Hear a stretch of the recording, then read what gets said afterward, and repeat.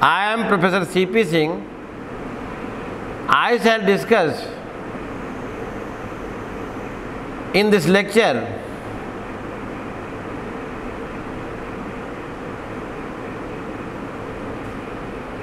duress and difference between coercion and duress and effect of coercion.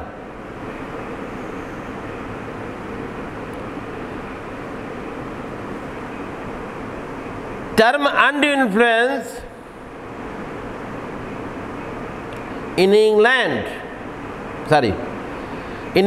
the term used for coercion is duress. जो हमारे यहाँ coercion है, England में इसको duress word use करते हैं, और जो coercion है इंडिया में जो यूज किया जाता है टर्म, वो मच वाइडर है in comparison of duress used in England. Duress means threat by one person to another or his wife, parents or child with a view to get his consent to the contract. Duress narrow इसलिए है कि duress में जो है वही होता है जहाँ पर एक बार आदमी ने या तो उसे या उसकी वाइफ को या उसके पेरेंट्स को या उनके बच्चों को कोई थ्रेट दे करके कंसेंट प्राप्त की है, तो ड्यूरेस है। यानी कहने का मतलब है under the duress consent is obtained by the threat of bodily harm to another person or his wife, parents or children. किसी दूसरे व्यक्ति के शरीर को, उसकी वाइफ को, उसके बच्चों को, उसके पेरेंट्स को, उसे कोई शारीरिक क्षति पहुंचाने के आशय से जब प्राप्त की जाए तो ड्यूरेस है। इसमें अनलॉफुल डिटेनिंग या threatening to detain property include नहीं है। कहने का मतलब दूसरा बात यह है कि coercion may be initiated by the person and employed against any person. coercion कोई भी एक्सरसाइज कर सकता है, किसी भी के अगेंस्ट एक्सरसाइज की जा सकती है।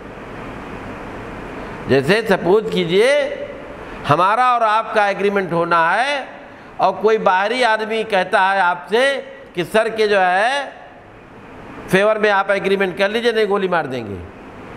ये भी हो सकता है।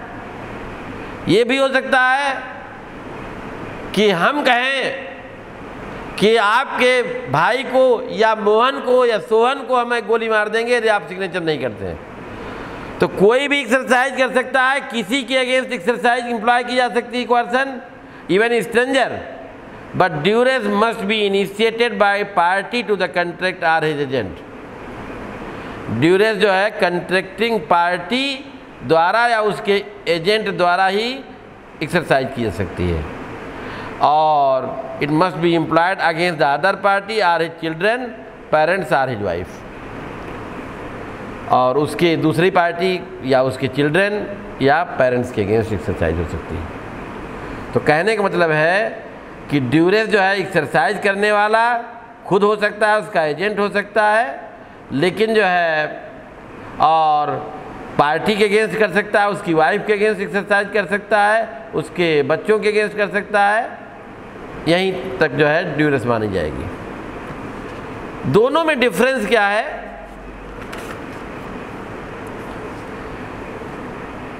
The coercion is term applicable under the Indian law of contract.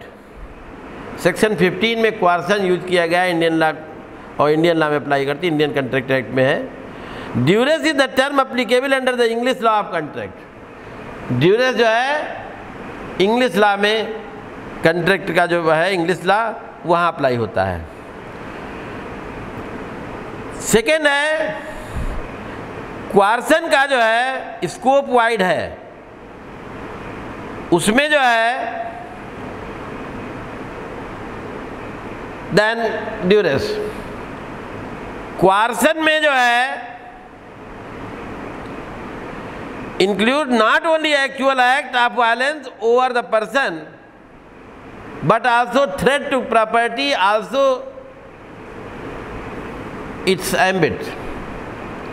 क्वार्सन में एक्चुअल वायलेंस तो है ही है पार्टी के लिए, उसकी प्रॉपर्टी को डिटेन करके भी प्राप्त की जा सकती है। ड्यूरेस जो है includes actual act of the violence over the person and not property, केवल पर्सन के अगेंस्ट है, प्रॉपर्टी के अगेंस्ट नहीं मानी जाती। Coercion may even be committed by or against the stranger। Stranger द्वारा एक्सरसाइज, स्ट्रेंजर के अगेंस्ट एक्सरसाइज की जा सकती है। Duress must be committed by party to the contract upon the other party or his wife or parent और child. अब effects क्या coercion के होंगे, इसके इफेक्ट सेक्शन 19 और 72 में बताए गए। सेक्शन 19 कहती है when the person to an agreement is caused by coercion, the agreement is contract voidable at the option of the party whose consent was so caused। यदि जो है coercion द्वारा कंसेंट प्राप्त की गई किसी एग्रीमेंट पर, तो वो एग्रीमेंट अग्रीव्ड पार्टी या जिसकी कंसेंट क्वार्सन से प्राप्त की गई उसके ऑप्शन पर कॉन्ट्रैक्ट वाइडेबल होगा। Section 72 provides a person to whom money has been paid or anything delivered under coercion must repay or return it.